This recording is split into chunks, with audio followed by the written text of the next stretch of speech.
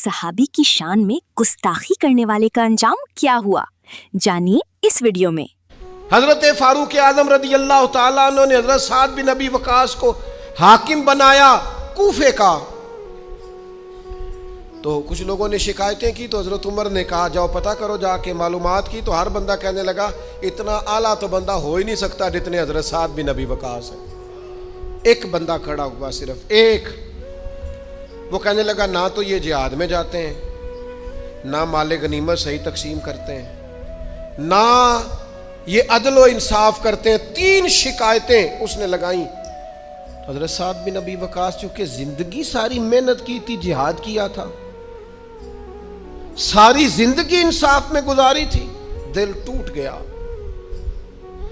अल्लाह की बारगाह में अर्ज करने लगे, मालिक अगर ये रियाकारी के लिए कह रहा है ना, ये बातें झूठ बोल रहा है, तो फिर इसने 3 इल्जाम लगाए हैं, तो मैं 3 दुआएं करता हूं, इस बंदे की उम्र लंबी कर दे, इसका फाका बढ़ा दे और इसे फितनों में मुब्तला करना मेरे मालिक। ये दुआ निकली हजरत साद बिन अबी वकास की जुबान से।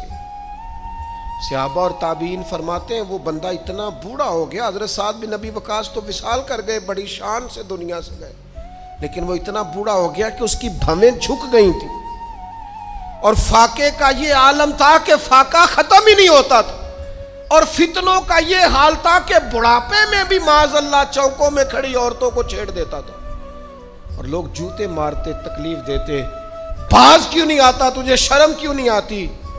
तो कहता था लोगों मैं क्या करूं, मुझे हजरत साद बिन अबी वकास की बद्दुआ लग गई, मैंने उनको सताया, दिल तोड़ा, अजियत दी। ये याद रखना जिंदगी खुद भी गुनाहों की सजा देती है, यहां भी जिंदगी खुद भी गुनाहों की सजा देती। याद रखना, जरा एहतियात से मुंह खोलना किसी के बारे में, अल्लाह के बंदों के बारे में अपनी जुबानें जरा एहतियात से खोलना, जरा ख्याल करना।